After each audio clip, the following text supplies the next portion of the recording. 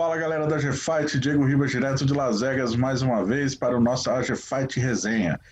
O episódio de hoje é especial, a gente vai fazer um recap, né, sobre a Ilha da Luta que acabou de acontecer em Abu Dhabi, e a gente conta com a Natasha Del Fischer, ou Natasha Del Frate, ou Natasha, enfim, você chama como você quiser.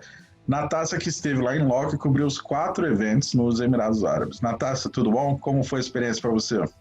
Tudo bem, obrigada aqui por me chamar para essa resenha. Foi muito legal, ainda estou me acostumando aqui com a volta, né? Um fuso muito grande, mas a experiência foi muito boa. O UFC ele deu todo o suporte assim, para a gente lá. A gente teve acesso aos atletas, coisa que eu sei que em Las Vegas, por exemplo, né? Nos UFC Las Vegas, agora no Apex, os jornalistas não têm, então a gente tinha esse acesso aos atletas.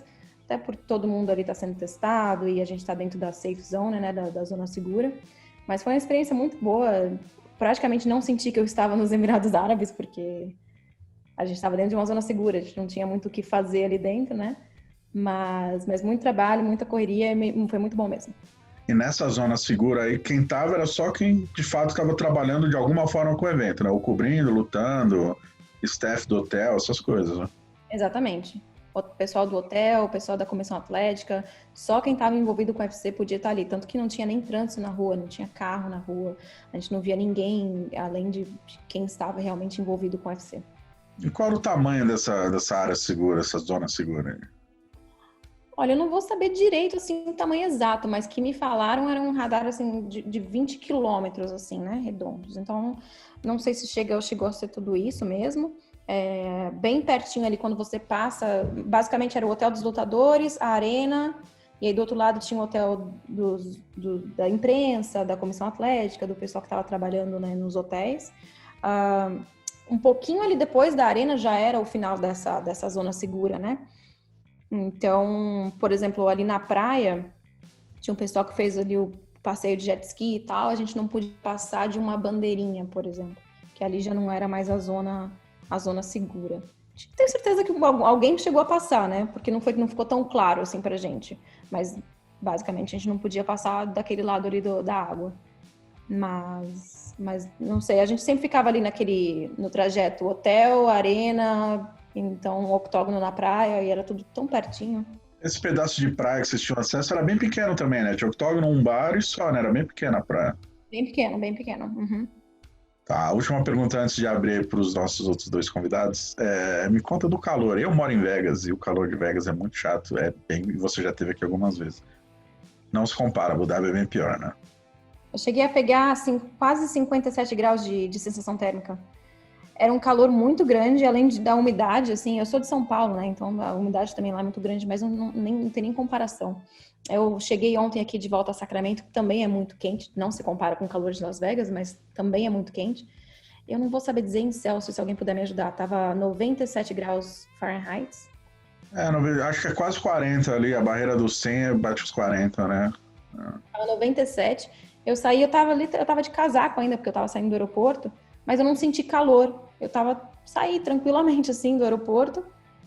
E agora mesmo tava sentada ali fora. Tá calor, mas não é aquele calor que você fica suando ou não consegue respirar. É um calor, pelo menos, né, por enquanto eu tô aproveitando o calor daqui, porque o de lá, muito bravo, assim. Eu cheguei aí na praia, minha primeira vez ali no octógono da praia, era 1 da tarde.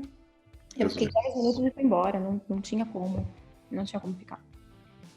De Marcel Alcântara e Carlinhos Antunes, para fechar aí o time da GFight, vocês têm alguma pergunta para a Natasha sobre os bastidores aí de Abu Dhabi, a chegada dela, ela que ganhou muitos doces do UFC, comeu todos e não trouxe nenhum para nós? Você tem alguma pergunta ou já podemos fazer a análise dos eventos em si? Eu queria saber da Natasha como é que era ali o entorno, além das lutas, porque ela falou que ficava num raio ali de 20 quilômetros separado especialmente para o UFC, mas além disso, tinha alguma coisa, dava para fazer? O dia que você estava de folga, eu sei que você trabalhou muito, mas o dia que você de repente não tinha nada do UFC para fazer, o que tinha de entretenimento, sei lá, qualquer coisa para fazer assim? Tinha algumas coisas, por exemplo, tinha o passeio de jet ski, que bem legal, apesar de que a água é uma sopa. Então, assim, Você reza para você não cair na água, porque é muito quente, então você não quer, não dá para refrescar. Mas é um passeio muito legal de fazer. Tinha o passeio ali na pista de Fórmula 1, tinha os carros rápidos. Não sei se tem algum nome específico para esses carros, né? Não eram carros de Fórmula 1, mas eram carros rápidos que eles andavam a 200 km por hora, um pouquinho mais. Muito legal, eu cheguei a fazer esse passeio, foi muito interessante. Não senti tanta adrenalina quanto eu achava que ia sentir, mas as curvas, assim, aqueles trancos que eram bem, né, pesados, mas foi uma experiência legal. E tinha também o campo de golfe. Então, se você quisesse jogar golfe lá, eles, né, te colocariam ali no cronograma, marcariam para você. Eu não joguei, eu não sou muito boa de golfe, mas também porque o calor é insuportável. Eu não sei quem que jogou golfe. Alguém jogou, eu sei que alguém jogou, mas acho que eram só essas 3 atividades. Tinha caiaque também, essas coisas que eram junto com o jet ski. Eu só cheguei a fazer jet ski, mas golfe com certeza estava fora da minha agenda, não dava não. Eu tenho uma questão da Natácia que a gente estava até brincando antes de entrar aqui no ar, né? A questão dos testes de coronavírus. Quantos testes você passou? O teste do nariz é o mais chato. E você se sentiu mesmo segura ali, depois de passar por todos esses testes, ali na zona segura, como você falava? Era bem tranquilo de ficar ali? Você ficava na paranoia de álcool gel, essas coisas? Ou você largava de mão, ficava tranquila só usando a máscara? Foram 7 testes, contando com o que eu fiz em Las Vegas. A nossa maior questão era: por que a gente precisa ficar usando máscara o tempo todo se está todo mundo testado? Eu sei que tudo isso era, né, a favor de um evento seguro, mas não tinha ninguém vindo da zona, a gente chamava de zona vermelha, né, da Red Zone. Não tinha ninguém vindo de lá. Tinha produtos vindo de fora, mas não tinha ninguém saindo e entrando. Então, a gente sempre falava, por quê, né? Se a gente estava sem máscara, em algum momento vinha alguém e falava, coloca a máscara. Aí você tinha que colocar a máscara de volta. Então, me senti muito segura, tanto que por mim eu não andaria de máscara. Andar de máscara num calor de 50 graus não é fácil. Então, mas a gente tinha que seguir as regras, não tinha muito o que fazer. Quando a gente entrevistava os lutadores, eles podiam estar sem máscaras, né? Até para conseguir ouvir direitinho o que eles estavam falando, mas o UFC sempre pedia para a gente estar de máscara, manter o distanciamento social e aquela coisa toda. Eu vou dizer que pro final, assim, as coisas estavam mais calmas, né? Ainda assim pedindo para colocar as máscaras e tal, mas estava um pouquinho mais tranquilo. Eu me senti muito segura mesmo. Você podia tirar, eu não entendi, né? Porque os lutadores, né, das entrevistas podiam tirar a máscara. Todos tiraram, só o Raulian que tirou, mas deixou no queixo. Eu não entendi porque ele foi com a máscara no queixo. Quando ele falou com você. Mas só pra terminar, desculpa, eu esqueci, eu só fiz o teste de garganta, eu não fiz o de nariz. Eu acho o de nariz muito agressivo. Eu fiz há 2 anos, né? Eu peguei a flu aqui nos Estados Unidos, fiz o teste de nariz e é muito ruim. E como eles deram a opção de ou nariz ou garganta, eu fui no de garganta. Sobre o que você falou do porquê mesmo todo mundo testado, é a mesma coisa que acontece aqui e eu entendo o porquê. Em dia de evento aqui em Vegas, no sábado, a gente vai pro hotel, todo mundo fica trancado em quartos individuais, a gente faz os testes, todo mundo liberado pro evento. A gente sai do hotel, acabou de sair o exame, todo mundo liberado. No ônibus e na sala de imprensa, todo mundo de máscara. Por quê? Se alguém tirar uma foto e isso parar em algum lugar, vão encher o saco, porque tem o protocolo que tem que ser super rígido, não só é eficaz, mas tem que mostrar que é eficaz, né? Passa muito mais por uma questão de exemplo, né? Exatamente, por exemplo, todo coletivo, o microfone é trocado aqui em Vegas. Na hora de trocar, o cara vai lá e limpa o microfone lá na frente, para mostrar para a câmera que ele está limpando o microfone, porque tem não só a preocupação de ser seguro, mas de mostrar que está sendo seguro, né? Faz sentido, né, gente? É uma empresa bilionária e nas consultas, por exemplo, quando a gente ia fazer qualquer pergunta, a gente tirava a máscara. Então tinha isso também, a gente tirava, fazia a pergunta e colocava de volta, eles nunca reclamavam, mas... Sim. Mas é isso aí, esses são os bastidores aí, as curiosidades que todo mundo tem, todo mundo tinha, né? Mas eu queria já falar do evento em si, Natácia. Eu lembro que você chegou aqui em Vegas numa sexta, acho, só. Aí dormiu no hotel, teste, pegou avião, 16 horas, ficou 2 dias de quarentena lá. Você saiu do hotel, quando que era? Tipo uma terça, quarta, e a luta era no sábado, foi isso? Vamos lá, eu cheguei em Vegas numa quinta-feira de manhã, Eu fui pro hotel à noite, o hotel do UFC. Cheguei lá, já fiz o teste. E na sexta-feira de noite a gente foi pro aeroporto para ir para Abu Dhabi. A gente chegou em Abu Dhabi quase meia-noite do dia 5 de julho, né? Era quase, né, 4 de julho, mas quase dia 5. A gente chegou no hotel, faz o teste. Aí eles falaram que ia demorar 24 horas para fazer o segundo teste. Acabou que foi muito menos do que isso. A gente fez o teste, vamos supor, 2 da manhã. Às 2 da tarde a gente já estava fazendo o segundo teste. E aí a gente tinha que ficar mais 24 horas até sair o resultado e poder pegar a nossa pulseira, que liberaria a gente de sair do quarto. Porque nem isso a gente podia. A gente recebia comida no quarto, tudo no quarto. Se a gente precisasse de qualquer coisa do mundo afora, tinha que ligar na recepção. E eles deixavam na porta do nosso quarto.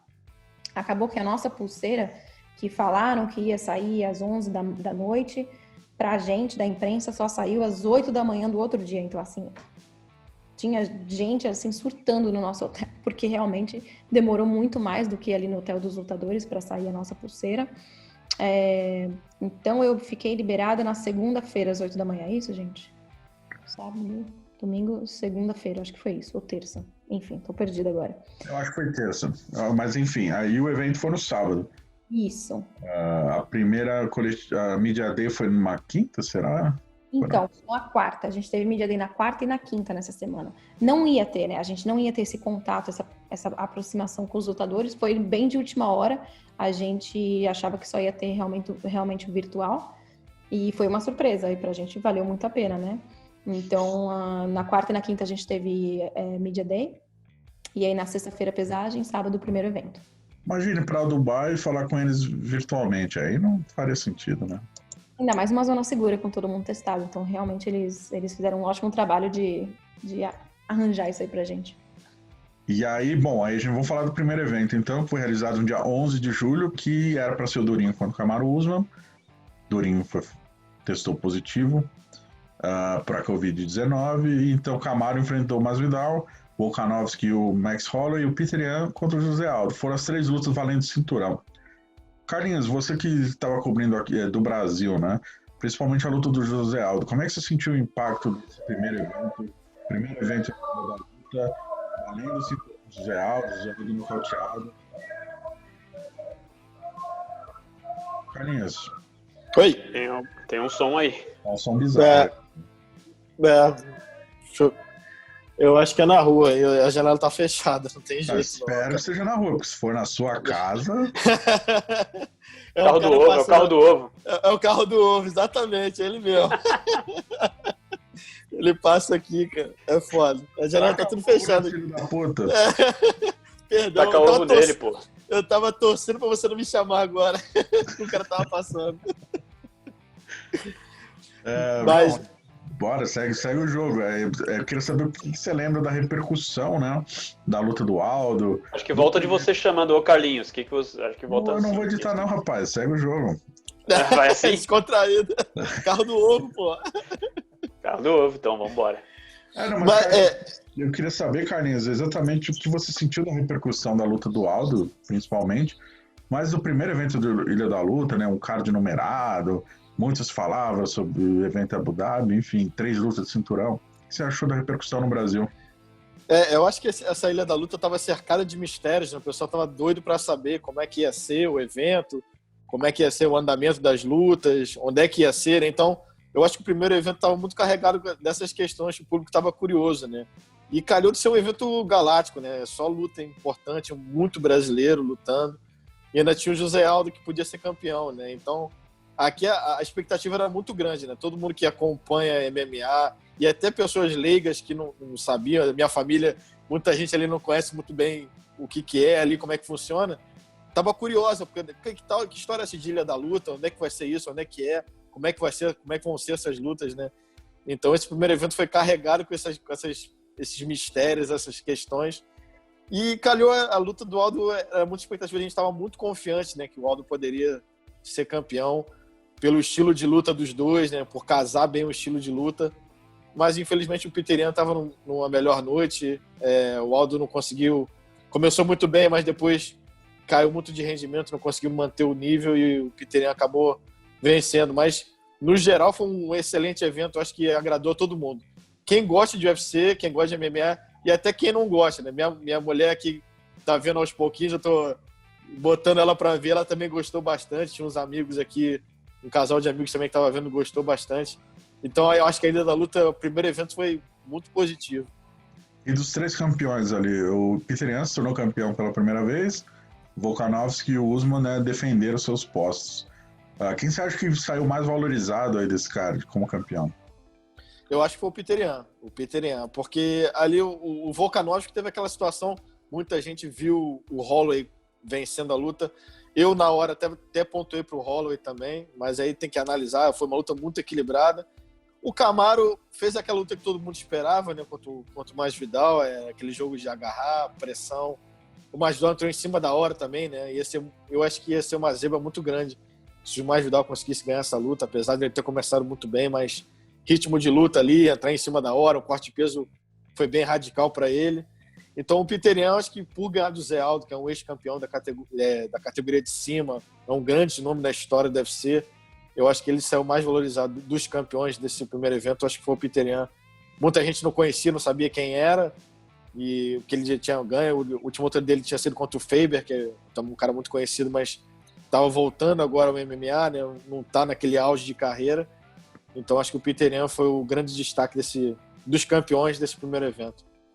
Até porque o Volkanovski também e Max Holloway já tinham se enfrentado anteriormente, sim, né? Sim, ainda tinha essa questão, né? Eles já se enfrentaram. E como foi uma luta muito, muito apertada, muito parelha, né? O Volkanovski não é aquele cara muito carismático, né? Eu acho que talvez se o Holloway tivesse ganho, acho que o Holloway atrai mais mídia que o Volkanovski, né? E acabou que o Volkanovski ganhou, então ele não atrai tantos olhares assim do público, pelo menos na minha visão. E o Petr Yan, quer queira, quer não, vai ser uma lenda, né? Ele que também é um pouco desconhecido. Nada melhor do que entrar nesse patamar de campeão vencendo uma lenda, um ex-campeão do UFC, né? Só desculpa, Diego. E vencendo da maneira que ele venceu, né? Nocauteando o Zé Aldo, foi muito dominante ali a partir do final do terceiro round, quarto e quinto round. Vencer o Zé Aldo dessa maneira, eu acho que é para poucos. Né?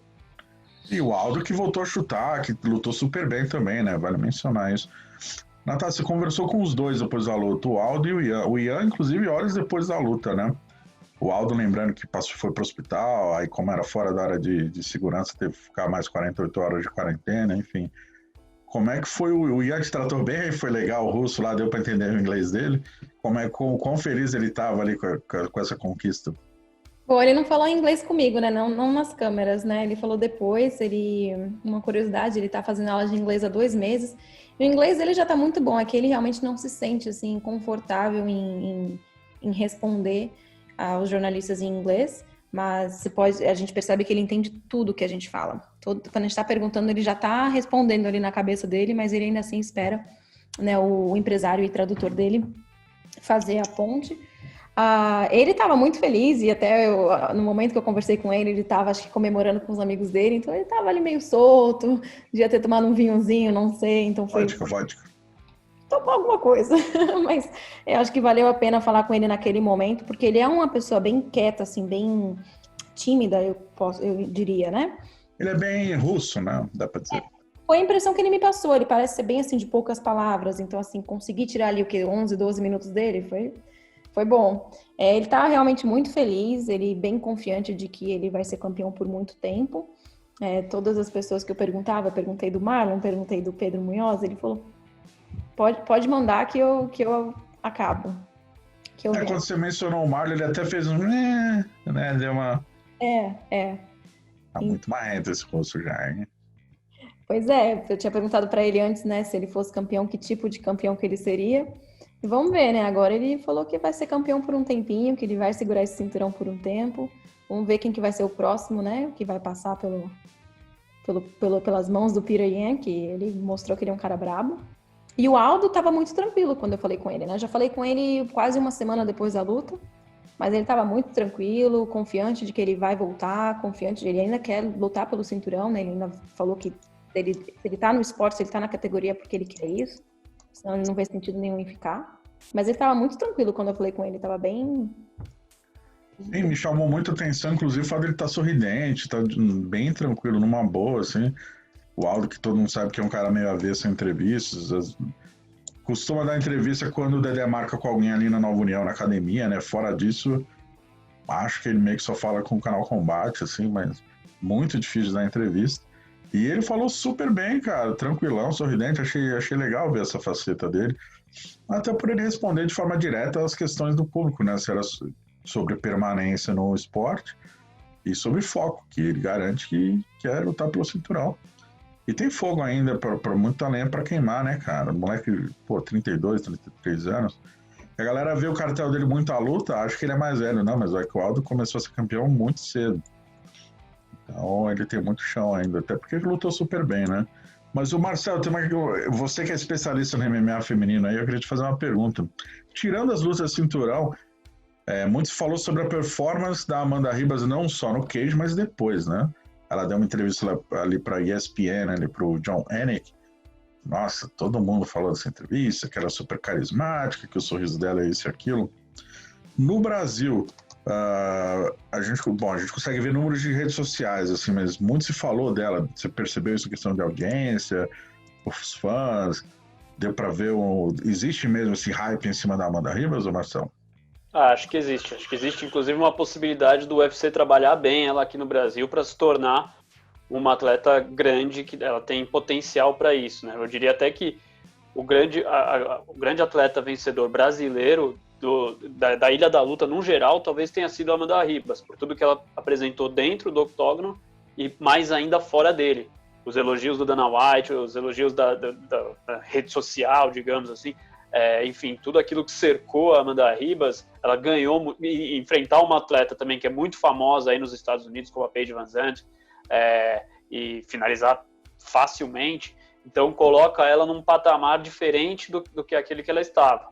Então acho que, é claro que a gente teve o Davidson Figueiredo que saiu com um cinturão, mas ela com certeza ganhou muito mais do que qualquer outro atleta brasileiro que foi para a Ilha da Luta, porque ela surgiu e é nova, não é, né? É um rosto novo, é importante para o Brasil ter essa renovação. Atletas, a gente viu alguns atletas vencendo que já estão no fim. O Verdun, por exemplo, fez a última luta, venceu bem, tudo mais, finalizou o Gustafsson, mas é a última luta dele, não tem mais para onde prospectar alguma coisa para ele como futuro no UFC. O próprio Shogun, que venceu o Minotauro, também não é algo que a gente vai pensar daqui para frente há muito tempo. Já a Amanda Ribas não, é uma que dá para trabalhar e dá para o UFC pensar, o UFC Brasil pensar nela como mais um grande nome do Brasil dentro da organização. Eu acho que ela possivelmente foi a que mais saiu vencedora da Ilha da Luta no geral. Natácia, justamente em cima desse hype da Amanda, vocês ali, depois da luta, ela ainda ficou, acho que uma semana ali, né? Esse hype inteiro, não podendo sair da área segura, né? Muita imprensa ali. Óbvio que todo mundo meio que tentou falar com a Amanda. Me pareceu, vendo daqui, que ela foi super simpática e solista com todo mundo. Como foi esses bastidores da Amanda para você? Você acha que ela está tirando de letra, consegue atender toda a mídia até o momento numa boa, dar entrevistas, ainda sem perder aquele carisma natural dela? Eu falei com a Amanda, não tem tempo ruim, ela tá sempre disponível, ela fala com todo mundo feliz e contente, mesmo quando ela não tá, por exemplo, ela foi convidada não do UFC, né, não foi o UFC que a convidou, pelo que eu sei, mas ela assistiu como espectadora ali o UFC 2 vezes, né, do dia 15 e do dia 18, e mesmo ali, que ela não tava como guest, né, ela não estava ali pelo UFC, ela ainda assim falou com a galera, ela ainda assim, teve um Media Day do dia 18, se não me engano, o UFC levou a Amanda para fazer parte do Media Day, que nem era mais a luta dela, mas ela foi lá e falou com o pessoal. Ela tá sempre muito disponível, ela aproveitou bastante, assim, ela aproveitou tanto as atividades, né, os carros que eu falei, ela foi no jet ski, como também ali a piscina. Para quem não sabe, as piscinas dos hotéis estavam fechadas. A gente não ia poder usar as piscinas, mas o pai da Amanda, na praia, falou lá com os árabes lá que tomavam conta dos hotéis, e ele que convenceu todo mundo ali para reabrir as piscinas. Foi o pai da Amanda Ribas. Ele falou, a gente precisa dessa piscina aberta. E aí reabriram as piscinas. Então, assim, eu vi que ela aproveitou bastante ali a piscina, o hotel em si, ela gosta de fazer stories, ela gosta de estar assim nas redes sociais, e ela nunca negou entrevista para ninguém. Acho que vocês também podem confirmar essa informação. Todo mundo que parava ela falava uma palavra em outra. Sim, não, e simpatia sempre, né? Sempre sorrindo, fala pelos cotovelos. Família Rivas, né, galera? Vocês se conhecem muito bem, né? O primo, né? Aí fica fácil. Aí é fácil acesso aqui também com a G-Fight. Tá, mas aí fechamos para conta desse primeiro evento. Foram dia 11, acho, né? O segundo foi no dia 15, numa quarta-feira. Não é um dia tão habitual. E o card, em relação aos demais, foi o mais fraquinho mesmo, que teve menos impacto, chamou menos atenção até pro público brasileiro, porque tinha pouco brasileiro, tinham apenas 2. Foi o Carcassinha, que é de Campinas, às vezes treina na Alfa Meio, que é lá em Sacramento, treina a Natácia lá. E a Tayla Santos. A Tayla venceu a Molly McMann, uma luta super importante para ela, que ela pôde mostrar superioridade em pé, um jogo maduro, o amadurecimento dela como atleta. E o Carcassinha, cara, queria muito analisar a performance do Carcassinha. Natácia, bom, você conhece o Carcassinha aí de Sacramento, né? Você já viu ele treinando na Alfa Meio e tal. Só que por conta da pandemia, ele teve que voltar antes, porque ele não, pelo visto dele, não poderia ficar nos Estados Unidos o campo inteiro. Voltou pro Brasil, e acho que foi você, Carlinhos, que entrevistou o Carcassinha e que ele contou dos treinos dele, que ele teve que improvisar um treino na floresta, não foi? Não sei se foi você ou não. Foi eu, sim, que ele treinou carregando pedra, nadando no rio, essas coisas. Exatamente. Aí a gente tem um paralelo que eu gostaria que vocês dois, Natácia e Carlinhos, traçassem. Um treino profissional numa academia como a Alfa Meio, que é um intercâmbio que muita gente procura, diversos atletas e treinadores, e esse improviso que muita gente teve que fazer de procurar treino onde não se tem, justamente pela dificuldade imposta pelas medidas de prevenção, né, contra a contenção, medidas de prevenção contra a expansão aí da pandemia. Como é que vocês avaliaram esse momento do Carcassinha e a luta dele? Porque ele foi nocauteado no primeiro round, né? Quer ir, Carlinhos? Vai na praça, vai, Carlinhos, vocês que mandam. Eu falei pouquinho com o Carcassinha, né? Eu cheguei a encontrar com ele lá em Abu Dhabi antes da luta. Ele estava se sentindo super bem, ele já estava praticamente no peso, ele estava bem focado. O que ele conversou comigo foi que ele estava fazendo uns treinos na garagem dele, né? Que mesmo assim ele tinha uma galerinha ali que ele estava junto. E é claro que comparando o que ele tem aqui na Alfa Meio com o que ele usou aí no Brasil, é bastante diferente, né? Eu não sei se isso fez alguma coisa, alterou a performance dele, mas eu acho que não tem nem comparação o treino que ele tem aqui com o treino que ele fez no Brasil. Mas assistindo ali a luta, ele começou muito bem, a minha visão meio leiga, assim, tá? Eu achei que ele começou muito bem, colocando muita pressão, colocando o Murphy na grade, mas ali ele não aguentou ali o nocaute, quando ele foi pro chão realmente precisava dar uma trabalhada, ele é faixa preta, mas ele, acho que depois de alguns socos, ele não aguentou e ficou meio sem saber o que fazer ali no chão. Então, até palavras do Faber, ele tem que melhorar ali um pouco ali esse jogo. Quando eu até falei com ele, ele estava até, foi um pouquinho antes de viajar, né, para Abu Dhabi, ele estava até bem feliz com essa oportunidade de fazer um treino diferente, né? Mas uma coisa você tá feliz fazendo um treino diferente, outra coisa é na prática, né? Na hora da luta, na hora que ele vai lutar contra um adversário duro. Eu acho que foi uma lição para ele, como a Natácia falou. Treinar na floresta, ali na garagem, com alguns amigos, não se compara a um treino de alto rendimento numa equipe famosa de MMA, né? Então, acho que isso aí é uma espécie de lição pro Carcassinha. Porque ele é um cara que é bem talentoso, ele é novo ainda, tem muito a evoluir no UFC, e agora ele meio que provou que pode até fazer esse treino que ele gostou na natureza, mas ele precisa de um treino de alto rendimento, senão a galera tá treinando muito, o MMA hoje é muito equilibrado, né? Se o pessoal não tá treinando em alto rendimento, o outro passa por cima, e acabou que foi isso, ele começou bem, mas depois não aguentou a pressão do adversário e acabou perdendo.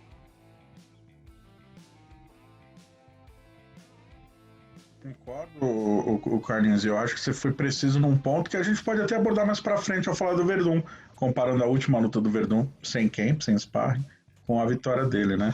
Mas antes disso, tem um evento super importante pro MMA nacional, que foi o Davidson Figueiredo no dia 18 contra o Joseph Benavidez, a segunda vez que eles se enfrentaram. Marcel, foi a barbada da ilha, né? Da ilha como um todo, porque o Davidson tinha nocauteado o Benavides antes e, pô, passou o carro, né, cara? Não tem nem o que dizer. Foi um monólogo, lutou sozinho. Muito mais muito mais o adversário do Davidson era ele mesmo, porque testou positivo, mas foi um falso positivo, chegou em cima da hora, vai bater o peso, não bate, não sei o que, mas no octógono mesmo não tem dificuldade nenhuma, né? Era isso que eu ia falar, que poderíamos até considerar uma barbada se não fosse todo esse perrengue que ele passou antes da luta, né? Ou ficar em quarentena, de repente testar positivo, mas não, já teve Covid, então refaz o teste, não sabe se vai chegar a tempo, e o corte de peso dele que é complicado, ele tendo que apressar para fazer o teste, aí deu negativo, então vai, fazendo tudo nessa loucura, chegou alguns dias antes aí para o evento e teve que cortar peso para poder, o adversário maior dele talvez tenha sido a balança realmente, e ele conseguiu numa boa para finalmente se sagrar campeão, né? Então acho que a gente já imaginava que ele era favorito, só que com todos esses percalços que ele teve que atravessar, talvez pudesse igualar as coisas. Não foi o que a gente viu dentro do octógono, ele foi extremamente superior, venceu e trouxe mais um cinturão para o Brasil. Falando em Brasil, esse evento pode ser o mais antagônico deles, porque a gente teve, além do Davidson, mais 5 brasileiros no card. 2 deles se enfrentaram, né? 2 delas, na verdade, a Ariane e a Luana. Então, uma anula a outra, obviamente. Uma ia vencer, outra ia perder. E mais 3, o Davi Ramos, Carlos Boi e o Pantoja, os 3 perderam.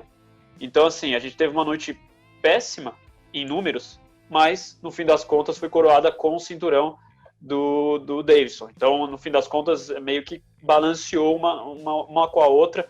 Acho que é muito mais relevante ter um cinturão do que uma derrota ou outra. Então foi uma noite feliz por um lado, mas por outra não tão boa, e foi a que desequilibrou na conta final dos brasileiros na Ilha da Luta, porque o resto foi tudo amplamente equilibrado, e essa noite foi a que fez o Brasil ficar abaixo dos outros. Marcel, você que, como editor da GFight, fica sempre de olho aí em números, audiências, enfim, a gente fornece conteúdo para o UOL, BOL, ESPN, MSN. O fato do Brasil não ter um campeão masculino desde 2017 com o Aldo, né? Qual a importância de ter o Davidson agora? Porque, assim, quer não, é peso mosca, que é uma categoria que não tem grande visibilidade. Mas, ao mesmo tempo, é um cara que mora e treina no Brasil. Coisa que fala, não se... Assim, é fácil acesso, né? Temos um campeão que é fácil acesso à imprensa. Coisa que a Amanda não é. A Amanda mora nos Estados Unidos, vai ter uma primeira neném agora, não gosta de dar entrevista. O quanto o fator Davidson campeão pode gerar um novo boom aí, digamos assim, para o esporte no Brasil? Eu acho que é cedo ainda para falar em novo boom por conta do Davidson especificamente, até pela categoria, né? A gente costuma valorizar um pouco mais as categorias maiores, as pessoas mais leigas costumam gostar de uma pancadaria entre dois caras. Uma briguinha de bar, né? A famosa... uma briguinha de bar, legal, ali, aquela coisa. Tanto é que, né, por exemplo, se o Borrachinha for vencedor, a expectativa é grande. Se ele for campeão, a expectativa é grande de que realmente aí sim os holofotes se virem para ele de uma maneira muito mais efetiva do que foi contra o Davidson. Com o Davidson, aliás. O Davidson tem o fator da história dele, né? A história de vida dele, que é muito legal, é muito bacana de ser contada. Só que é isso, você conta uma vez e depois não tem mais o que você ficar em cima disso. Aí tem que ser os resultados dentro do octógono. Os resultados dele dentro do octógono não estão aparecendo. Resta saber agora como ele vai manter essa sequência. Ele tem jogo para ficar e ser campeão da categoria dos moscas por muito tempo. Vamos ver se ele vai tornar isso realidade. Acho que é importante a audiência, como você disse, né, que a gente fica sempre medindo um pouco em termos de audiência. A audiência do Davidson foi boa, mas ainda assim foi menor, por exemplo, do que a do UFC 251, né, da semana anterior, quando o José Aldo perdeu. Não sei se especificamente pelo José Aldo, muito por ele sim, mas também porque tinha um card bem mais atraente do que foi o do Davidson. Mas o José Aldo já é um nome muito maior, muito em outro patamar do que o do Davidson, apesar de também ser uma categoria mais baixa e tudo mais. Então a gente ainda precisa ver o que vai vir por enquanto, eu acho que a imprensa ainda está muito em cima da história do Davidson. Como que ele chegou até lá, contando aqui, apresentando o Davidson para o público brasileiro, falando, ó, esse daqui é o atual campeão brasileiro, esse daqui é o cara que agora tem um cinturão brasileiro. E aí, a partir de agora, a gente vai ver com o desempenho dele no octógono se ele pode se transformar num ídolo nacional, em alguém que vai ser reconhecido em todo lugar que passar, como é o José Aldo, como é o Anderson Silva, como foram vários campeões brasileiros, como o Fabrício Verdun também, que lutou aí recentemente. Enfim, acho que os passos daqui para frente serão importantes, mas acho que é um ponto positivo ter um campeão também no masculino, já que nem você falou, a Amanda Nunes tem esse lance de ser de difícil acesso, de morar nos Estados Unidos há muito tempo, de nem querer muito, nem fazer muita questão de vir ao Brasil e conversar com a imprensa local, com o público dela, com os brasileiros. Então, é importante ter um atleta aqui do chão mesmo, né, daqui, que constrói a academia dele aqui e vai lá ser campeão para poder dar uma mexida no público brasileiro. Marcelo, desculpa, eu sei que o Diego quer falar, mas você acha que vai acontecer o mesmo se o Durinho for campeão, por ele não estar em solo brasileiro? Não, eu acho que aí o Durinho ele já tem um outro fator, que é o tanto que ele fala bem com a imprensa e que ele é também acessível, muito mais do que a Amanda, né? E ele fala muito bem, eu acho que ele tem essa noção e essa condição também de vir para o Brasil mais vezes, para poder falar um pouco mais com o público brasileiro, para poder falar um pouco mais com a imprensa brasileira. O Durinho está direto dando entrevista para a gente, direto dando entrevista para outros canais, direto... Ele é muito da resenha, né? O Carlinhos pode falar muito da resenha do Durinho, afinal de contas ele está sempre ali com o pessoal do MMA, conversando com os repórteres e tudo mais. Eu acho que ele tem muito mais... o meio dele de chegar ao público é muito mais facilitado por ele do que a Amanda Nunes e o Davidson agora começando. Então, acho que o Durinho tem uma chance maior, mas eu apostaria muito mais no Borrachinha. Por tudo que o Borrachinha é, pela categoria, enfim, pelo porte físico, tudo que o Borrachinha, o jeito polêmico dele, enfim, o Borrachinha tem credenciais muito maiores. Essa comparação que vocês fizeram do Durinho com o Davidson, né? O Durinho também mais velho, carrega título mundial de jiu-jitsu, tem a comunidade de jiu-jitsu atrás dele, ele já tem treinou anos com o Belfort, né? Ele tem a bagagem dele é maior do que a do Davidson, né? Então ele se tornando campeão, né? De se esperar assim que ele alce um patamar mais cedo, né? Mas eu vejo muito futuro pro Davidson, cara. Tudo isso que você falou vai de encontro, assim, para ele galgar novos espaços, enfim, alçar voos, né? Ele precisa manter o cinturão. Quanto mais tempo, melhor, isso é óbvio. E eu acho, ele deixa claro que ele tem muito potencial nessa categoria. O Davidson tem uma derrota na vida, foi pro Formiga, basicamente quando ele foi derrubado todos os rounds, assim. Eu não imagino numa revanche, não imagino nenhum atleta fazendo isso de novo com o Davidson. Tá no auge, e é isso, cara, muita evolução. É importante até mostrar a evolução do Davidson como atleta, né? Se pegar 5 lutas para trás desde que ele entrou no UFC até agora, putz, é um outro lutador. Mas, Natália, eu queria ver com você a questão dos bastidores, porque a gente acompanhou, a gente falou com o Davidson momentos antes dele viajar, essa história dele ter testado positivo. Uma vez lá na Ilha da Luta, a galera tava de fato com medo que ele não batesse peso, assim, até o Pantoja era o reserva oficial, né? Como é que foi essa apreensão até a pesagem? Lembrando que ele só pôde sair do quarto na madrugada de quinta para sexta, e a pesagem era na sexta, né? Exatamente. Eu não vi muito essa pressão no Pantoja, ele foi no Media Day, né? Coisa que o Davidson não pôde ir porque ele estava de quarentena. O Pantoja estava confiante de que ele não ia lutar pelo cinturão, esse não era o foco dele, ele sabia que isso não ia acontecer, ele era o único que não estava com esse, digamos, medo. Mas perguntando, quando eu fiz algumas perguntas, 1 ou 2 ali sobre o Davidson para o Dana White, ele não estava confiante de que o Davidson ia bater o peso. Com certeza entre os jornalistas também tinha muito comentário de que alguma surpresa poderia acontecer, né? Já tinha passado ele pelo Covid, mas pelo fato dele estar viajando tão perto assim da luta, fazer quarentena e sair da quarentena tão perto da hora da pesagem, realmente tinha esse perigo dele não bater o peso. Eu sei que, Diego, você falou com ele algumas semanas antes da ilha da luta e o Davidson já estava num peso muito baixo, mas que isso pode ser um problema também, né? Chegar na ilha com peso baixo, cortando antes de chegar, né? De uma forma não tão eficiente, pode fazer com que seu corpo feche e não corte mais nada na semana da luta. Isso não aconteceu com o Deiveson, aconteceu provavelmente não. Aconteceu com o Raulian, né, que a gente sabe. Mas com o Deiveson não aconteceu, ele bateu o peso, ele até ficou até surpreso, ele bateu com 1 quilo a menos, né, do que ele... Não, meio quilo. Meio quilo. Ele estava bem feliz, e foi aquele famoso Zagallo, vocês vão ter que me engolir, porque ele estava, assim, aquele nariz empinado de, olha, eu bati o peso, e aí, vocês vão falar o que mais de mim? E aí, quando ele venceu de uma forma completamente dominante, como até o Dana falou, foi muito agressivo, foi violência total, aí que o Deiveson falou, cara, essa noite é minha, essa semana é minha, esse card foi meu, e ele realmente estava muito feliz. Vamos ver nas próximas, né?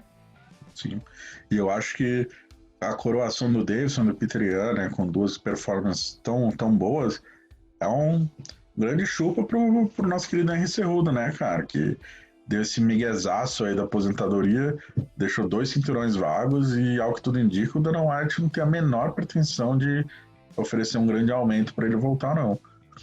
Então, essa tática dele não parece ter funcionado. Me corrija se eu estiver errado, Carlinhos, mas acho que a aposentadoria dele foi bem falcatrua, né? Eu acho que foi um tiro na água, né? Como a gente até brinca, um tiro na água. Eu acho que ele não estava esperando que os sucessores dele fossem fazer as apresentações tão boas quanto o Peter Yan e o Deiveson fizeram. E agora o Cejudo tá um personagem meio chato, né? Porque ele fala que vai se aposentar e fica nas redes sociais querendo desmerecer os outros que estão lutando. Cara, se você quer ficar desmerecendo os outros que estão lutando, vai lá e luta e enfrenta os caras. Não fica dando esse migué que se aposentou, aí desafio Volkanovski, essa história chata que ninguém quer saber. Pelo menos eu tô de saco cheio desses desafios do Cejudo. Pô, querendo desafiar o Volkanovski, que desmerece o Davidson, desmerece o Peter Yan, fala que eles são campeões de aluguel. É chato. É um cara chato. E o Deiveson, falando do Deiveson, o que mais me impressionou foi um cara que conseguiu bater o peso, essa questão que todo mundo estava apreensivo, bateu o peso e fez uma atuação assombrosa, assim, uma coisa impressionante. A gente estava trabalhando no evento e eu fiquei espantado de não lembrar assim, uma luta por cinturão ser tão dominante, assim, ser tão violenta e um lutador ser tão superior ao outro quanto o Deiveson foi com o Benavidez.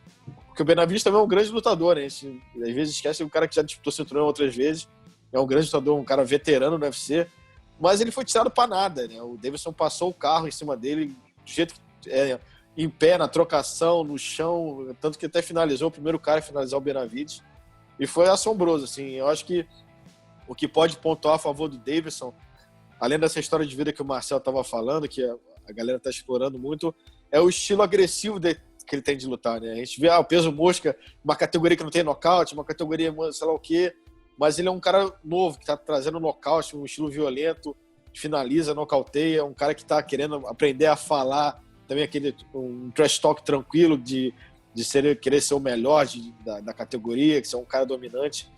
Então acho que o Deiveson tem muito a agregar, principalmente por esse estilo de luta dele, que é o estilo que agrada muita gente, é o peso mosquinha, é o menor, mas é um cara que bate com a força de um peso médio ali, um peso meio pesado, porque o cara bate forte, ele é pequeno, mas ele tem uma pedra na mão, né? O Valide não cansa de dizer que quando o Yuri... Pra quem não sabe, o Yuri Marajó, né, da ilha de Marajó, obviamente, também o Deiveson é de lá. O Toninho, o Queixinho, todo mundo. Que o pessoal brinca que é a Daguestão brasileiro, né, o pessoal da ilha de Açores ali. Quando o Yuri apresentou o Deiveson pro Valide, ele falou, cara, tem um baixinho aqui que bate com um peso pesado. O Valide sempre conta a história. E, de fato, o Deiveson tem um punch muito pesado para essa categoria e é o diferencial dele, né, cara? Não tem nem como negar. Mas eu gostaria de fazer uma menção antes da gente passar para o último card. Cara, que triste a aposentadoria do Benavidez, cara. Primeiro porque ele é um puta de um atleta, né? Ele tá no auge ali, no topo da categoria desde que ele começou, né? Ele basicamente só perdeu luta valendo cinturão. E nunca conquistou um título, cara. Isso é muito triste. O cara ser um baita de um atleta por anos e anos. Perdeu pro Dominic Cruz 2 vezes, o John Dodson, né? O Demetrius Johnson 2 vezes, o Deiveson 2 vezes, e aquela derrota meio chumbrega lá pro Sérgio Pérez.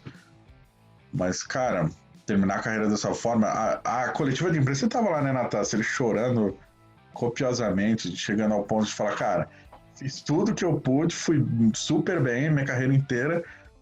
Só faltou o cinturão. E hoje ele decretou ali, eu não vou ter outra chance, e é isso, acabou. Triste, né?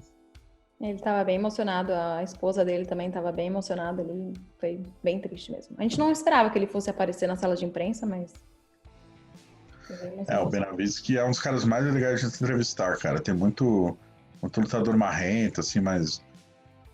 O cara às vezes chegou num topo que não quer mais falar com a imprensa, assim, Benavidez é um cara que atende todo mundo, cara. Foi acho que provavelmente o maior, digamos, o maior perdedor, digamos assim, da Ilha da Luta, o cara que saiu com o pior sentimento da Ilha da Luta, porque ele chegou de novo para disputar o cinturão e, pô, quarta vez que ele disputa o cinturão, se não me engano, pelo UFC, quinta, teve o WEC, né? Isso. Então, pô, e perder todas, cara, é bem triste para ele. Ele tava realmente emocionado porque é muito ruim o cara ficar toda vez batendo na trave e, pô, podia ser a coroação, ele poderia realmente se aposentar com um cinturão, seria o desfecho de um filme perfeito da carreira dele. E não foi, né? Ele acabou sendo superado e assim, bastante superado. Então, foi talvez o que saiu da Ilha da Luta mais triste dos lutadores que foram. O Faber era bem parecida, né? Apesar de ter sido campeão não do UFC, mas ele também teve 4 chances de... Né? Lutou 4 vezes, se eu não me engano, no cinturão do UFC e nunca conseguiu ser campeão. Do UFC, acho que foram 3, né? Não, 2. Perdeu 2 pro Barão e uma pro Cruz, foram 3. Uma interina e 2 lineares. Já que você tocou nesse ponto, vamos lá. Chad Mendes, mesma coisa. 2 disputas do lado, perdeu. Benavidez, Uriah Faber. Todos da Alfa Male, né? De Sacramento. É onde você treina, Natália. Não queria dizer nada. Mas Hugo Dominic Cruz até brinca, que Alfa Male, na verdade, é Alfa Feio. Não sou eu que estou dizendo. Quem diz é o Dominic Cruz. O Chad Mendes teve um interino pro McGregor ainda, né? O Chad Mendes teve 2 pro Aldo e um interino pro McGregor. Foram 3. E o Dillashaw foi campeão, mas vazou da Alfa Male, né? Só o Corey que foi campeão como Alfa Male. Incrível, cara. Não, mas eu lembro que na época de 2011, ali, quando o UFC bombou no Brasil, vários times começaram a patrocinar a galera, né? E as ideias do brasileiro, grande abraço pro Fábio Prado, Fábio Pateta, treinador de jiu-jitsu da Alfa Male, ele é vascaíno, né, gente? E daí acho que ele deu a luta do Vasco pro Faber, cara. Aí a galera pesa muito na Alfa Male por causa disso, que é eterno Vasco do MMA, não sei o quê. Mas é isso. Na luta do Chad Mendes com o Zé Aldo, né? O Zé Aldo é flamenguista doente, todo mundo sabe. Também tentaram fazer um negócio de rivalidade da camisa do Vasco pro Chad Mendes, não deu muito certo, não. Não deu, cara. Acontece, né? Mas é uma baita equipe, apesar de não conquistar muitos cinturões, é uma baita equipe. Né, Natália? Com certeza. Se eu tô lá é porque é boa mesmo. Isso aí. Quantos cinturões você tem? Quantos títulos? Vamos deixar isso de lado. Maravilha. Natália que em breve vai pegar a faixa azul de jiu-jitsu, hein, galera? Fiquem de olho. Eu tô treinar, né? Porque no caso não tô treinando muito, não. Muito bom. Covid não é pra treinar mesmo. Mas é isso. Último card, pessoal. Já perdi a conta, dia 25, né? Foi agora, sábado passado. 26 pra mim. Verdade. Por causa do fuso era tudo 5 da manhã, 7 da manhã as lutas, né? Que beleza. Esse card foi enorme, a gente contou com 15 lutas, 8 brasileiros.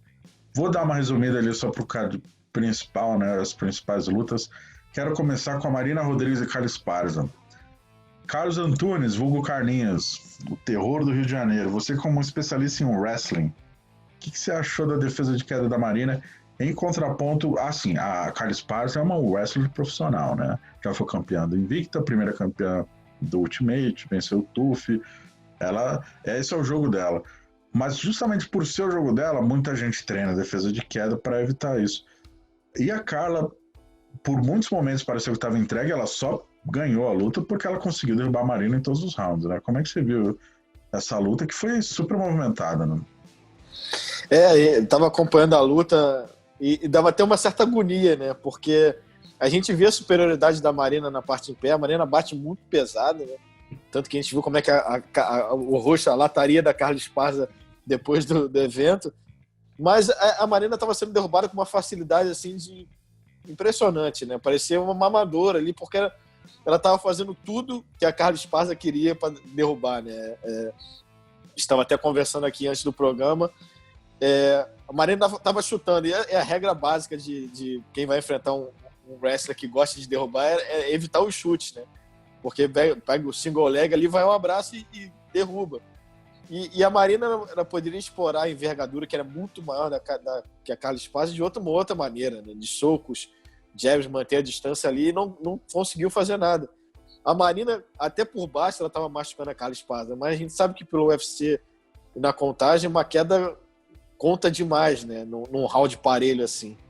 Então foi angustiante ver a Marina, que ela poderia ter tido um outro resultado se ela, pelo menos um round, não fosse quedada, né? Porque foi bem apertado ali o resultado, mas ela foi derrubada em todos os rounds, fica difícil. Quando você é derrubado em todos os rounds, a Carla Esparza, por mais que ela não tenha um punch que tem a Marina, mas ela ficava em cima pontuando, batendo, pontuando, e a gente sabe que os juízes do UFC contam muito isso, né? Foi uma pena, porque a Marina é uma grande lutadora, eu não confio muito que ela vá chegar nas cabeças, porque ela tem muito potencial, ela é muito grande, bate forte, como a gente está falando, mas eu acho que é uma grande lição para ela.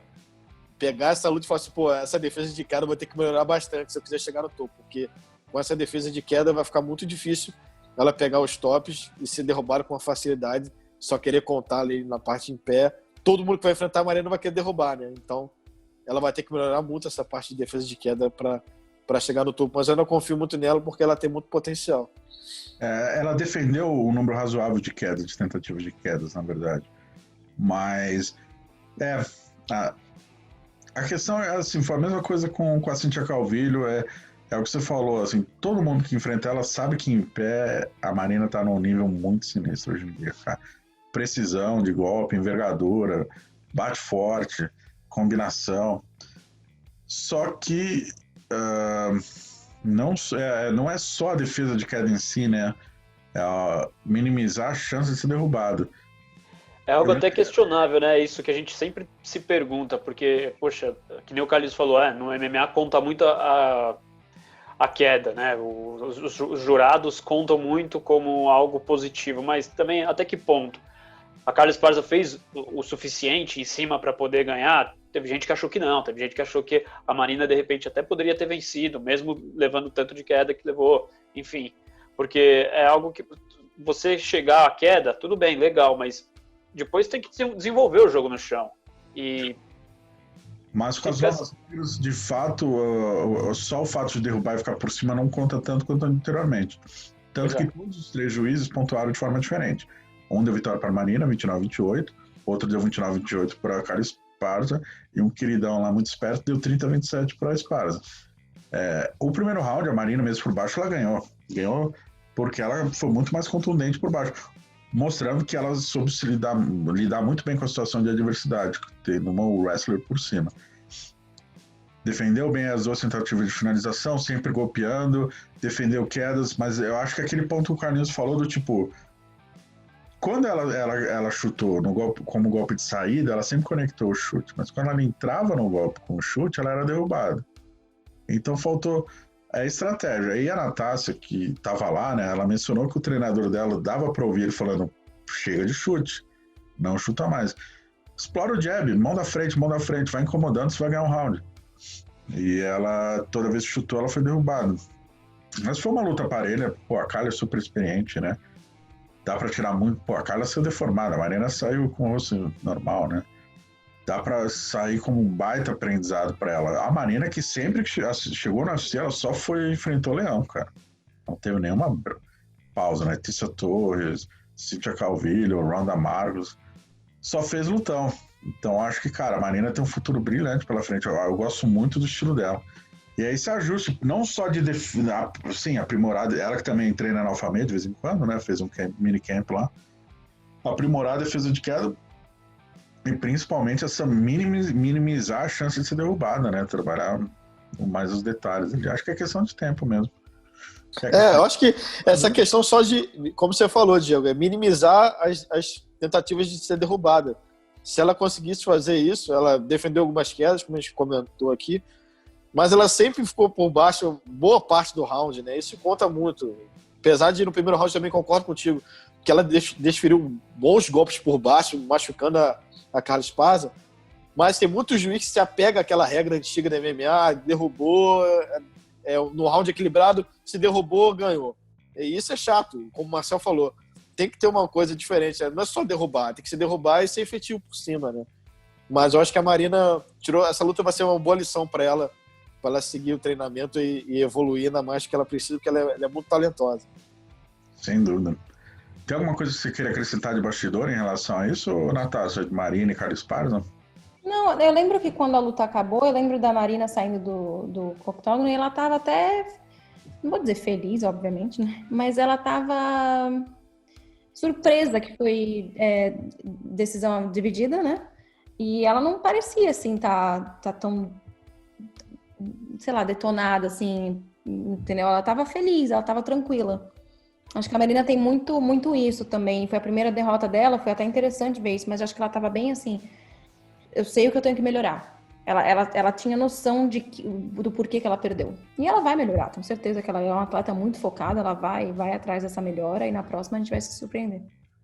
Só lembrando que a Marina teve um problema que em São Paulo, um dos parceiros de treino dela testou positivo. Então essa luta era para ser no dia 15, foi adiada para o dia 25. Ela ficou 10 dias em São Paulo de quarentena para fazer novos exames. Aí foi para Abu Dhabi, pegou o voo, mais 2 dias. Ou seja, ela praticamente ficou 2 semanas em quarto de hotel, cara. E vai saber se isso interferiu ou não, né? Mas é isso. Vale destaque aí para quem gosta de MMA feminino, cara. Para quem gosta de MMA, cara, a Marina é muito legal a luta dela. Ela é muito boa. Agora eu queria avançar então para uma disputa dos pesos pesados aí, que eu acho que foi a luta que deu mais o que falar nesse final de semana, né? Do Fabrício Verdun com o Alexander Gustafsson. Marina, você que acompanhou... Marina, a Natasha, ou Natasha, vai saber. Você que acompanhou o Verdun lá em Abu Dhabi. O Verdun antes da luta e depois da luta, completamente diferente. Antes da luta, super calado, não quis dar entrevista, se recusou a falar inglês numa coletiva de imprensa, né? Não deu entrevista para os brasileiros, só falou com você, né? E depois da luta, aí voltou a ser o Verdun, né? Fofarrão, anunciou o patrocínio dele ao vivo na ESPN americana, enfim. Esse Verdun a gente tá acostumado, o Verdun mais calado, assim, contido, não muito. Te surpreendeu esse Verdun tão calminho ali antes da luta? Eu não conheci o Verdun pessoalmente, né? Apesar da gente sempre se falar, até por causa do canal do YouTube dele e aqui da G-Fight, parecia, quando eu encontrei com ele, parecia que eu já conheci o Verdun de anos, e eu acho que é por causa disso, pelo jeito dele, né? Que ele é sempre, ele fala, ele faz brincadeira, ele faz piada. Bom, a primeira vez que eu vi o Verdun lá foi na sala de imprensa. A gente já tinha se falado por WhatsApp, eu já sabia que eu ia entrevistá-lo, e na sala de imprensa ele já chegou falando que ele não ia falar inglês e para chamar o Derek, né, o tradutor. E eu lembro que na hora até o pessoal da imprensa americana pensou que eu que tivesse pedido para ele falar português, e não foi, ele que não quis, ele falou, não, eu tô muito focado, eu não tô a fim de ficar usando aqui muito, não foram com essas palavras, mas basicamente não tô a fim de ficar usando meu cérebro muito aqui, tô focado na luta, é isso que eu, entendeu, quero fazer essa entrevista aqui e ir embora. Ele falou comigo ali, fiz bem rapidinho com ele, porque eu percebi que ele não tava querendo esticar muito. Ele estava bem focado, estava treinando bastante. Eu falei com o Cordeiro também, né? O Rafael Cordeiro, treinador dele. Ele falou que realmente ele estava muito focado.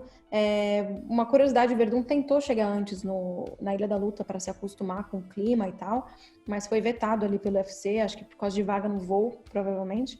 Mas ele conseguiu só chegar, que é uma semana antes, né? Mas ele tentou chegar um pouquinho mais cedo. Mas depois da luta era outro Verdun, assim, logo quando ele saiu do octógono é o Verdun que todo mundo conhece, e ele estava muito feliz, muito emocionado. A gente pôde ver ali quando ele falou ali com a TV americana, né?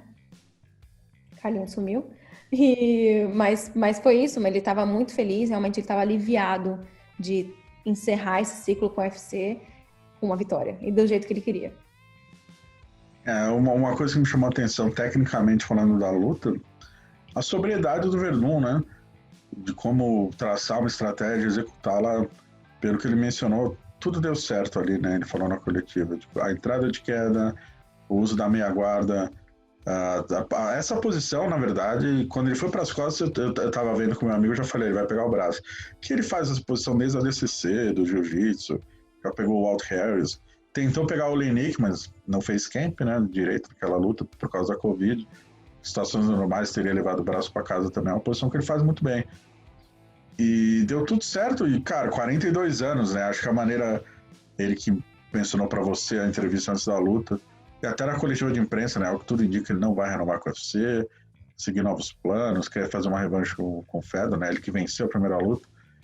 E é isso, os 42 anos, pô, se emocionou, o Cordeiro chorou também. Foi uma maneira maravilhosa de terminar uma carreira, um ciclo muito bonito no UFC, né? Que teve muitos altos e muitos baixos, né? Ele foi campeão, já se apresentou bem, se apresentou mal.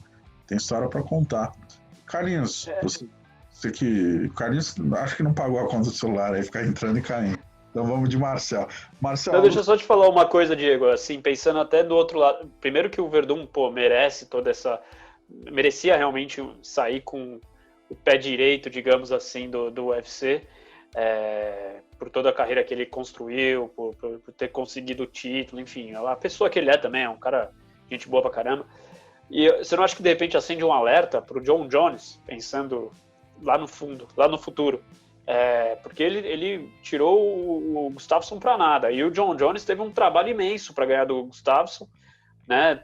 Foi ali numa decisão unânime, mas muita gente dizendo que, a primeira luta, né? Dizendo que talvez o Gustafsson pudesse ter vencido.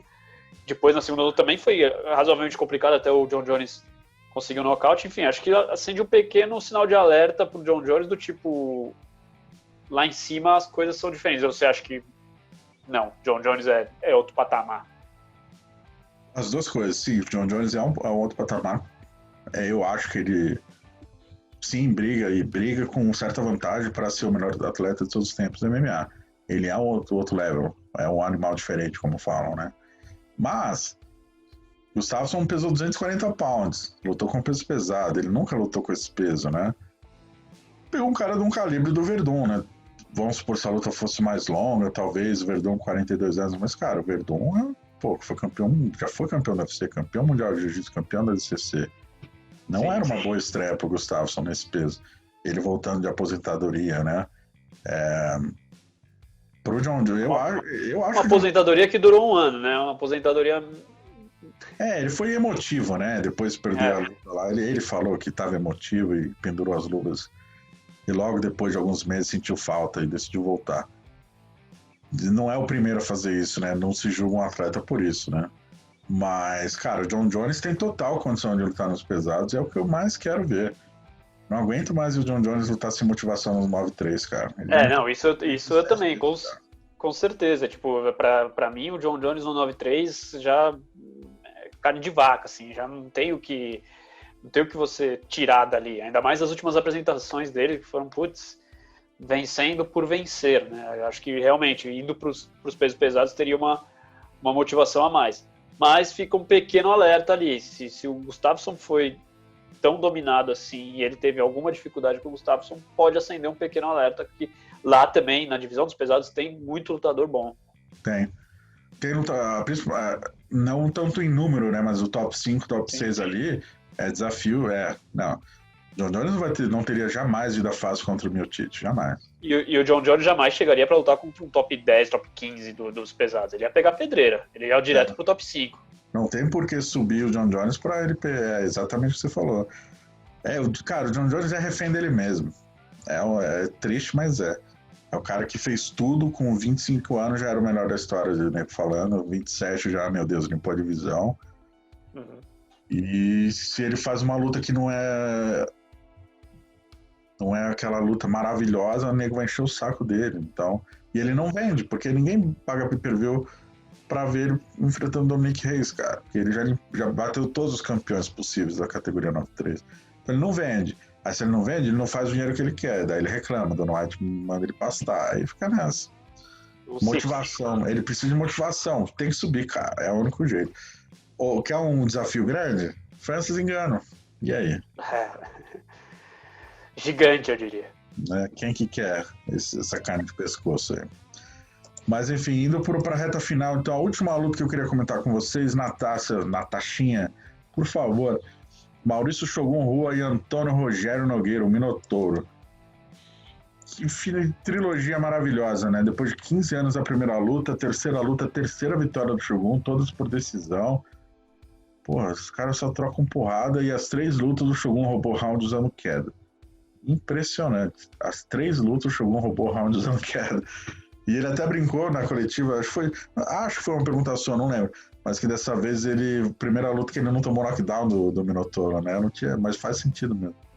Não sei se foi pergunta minha, mas eu lembro antes, né, no Media Day, de perguntar para o Minotauro qual que era a diferença, né? O que ele queria trazer de diferente. Ele falou que a mão dele estava mais pesada.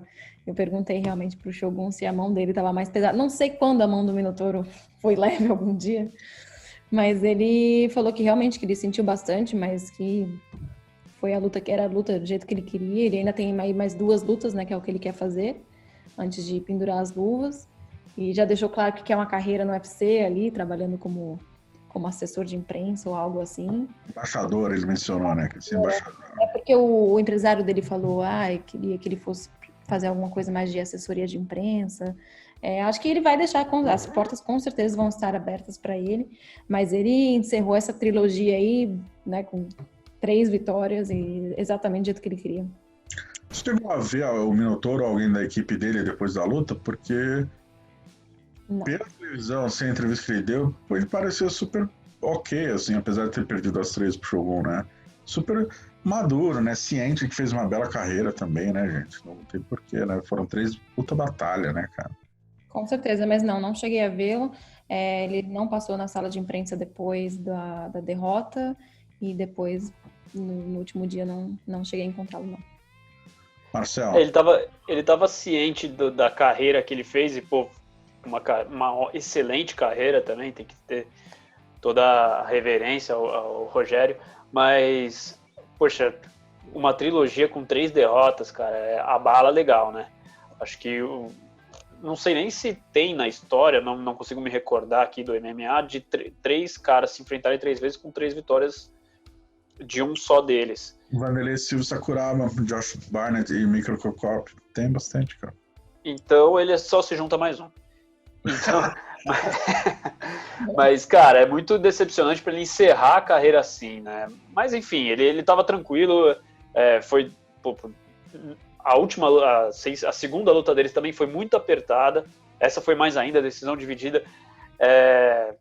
Fica, então, pro Rogério, com certeza ele sabe a carreira que ele fez e o tanto que ele contribuiu pro MMA, e agora é isso, ele vai seguir os passos do irmão ali, vai tentar ficar algo próximo do UFC, tem as academias deles, que sabe-se lá quando volta a academia mesmo, com 100%, né, aqui no Brasil ainda mais, mas enfim, ele tem outras, já estava bem encaminhada a carreira fora do octógono dele, então não é algo que vai prejudicar muito, sei lá, a vida dele agora, pessoalmente, então acho que... São empresários, né, cara?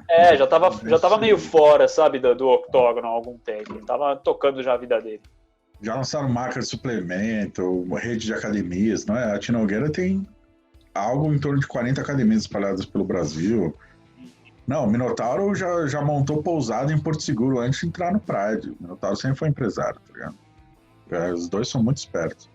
Mas é isso, assim, enfim. 3 lutas, 3 derrotas, mas 3 derrotas que entraram para a história do MMA, né? Principalmente a primeira. Eu ia perguntar, você tem alguma favorita das 3 lutas, ô Marcelo? Das 3 lutas? Favorita minha é a segunda, porque eu tava lá, pô. E em loco, então, foi maravilhoso. Foi pancadaria para um lado, pancadaria para o outro, os dois trocando altos e baixos durante os 3 rounds, foi maravilhoso para mim. E ali eles já tinham uma idade avançada, já não esperava tanto da luta, né? Considerando a primeira, que eles estavam no auge deles, ali eles já estavam com uma idade avançada, era 2015. Que card foi da Ronda com a Beth? Foi. Então, assim, foi... Desculpa. 1º de agosto de 2015? Isso, exatamente. E foi considerada a luta da noite, pra você ver como foi. Então, assim, pra mim aquela foi especial, ainda mais vendo de perto, foi incrível. Aliás, o card inteiro aquele foi bem bom. Pra você também, Natasha, ver ao vivo marca mais? A sua luta preferida é a última, então? Vou ser muito sincera, eu não vi essa luta, eu vi depois, fui vendo alguns pedacinhos depois, porque foi bem na hora que tava a Esparza, tava lá com a gente, e o Verdun, lá na sala de imprensa. Não consegui ver a luta, não tava lá na frente do octógono. Tava vendo aqui, né, um olho no peixe, outro no gato. Tava a TV aqui ligada, eu tava... Mas não cheguei a ver. Pra galera que tá vendo ou ouvindo no Spotify, sei lá, isso acontece muito, cara. Muitas vezes... Comigo acontece direto aqui nas Vegas. Às vezes eu tô na sala de imprensa. Não, esses eventos no Apex eu vejo tudo na sala de imprensa. Uhum. Mas às vezes tá rolando uma entrevista e durante uma luta. Aí baixa o volume da TV, a gente faz entrevista. Tem luta que não dá pra ver. E é assim, cara. Quando dá pra você ver, é porque geralmente a gente tá com mais de um lá dentro, né? Lá no evento. Então dá pra você ficar na arena fazendo ali os relatos ou o ao vivo e o outro ficar pegando...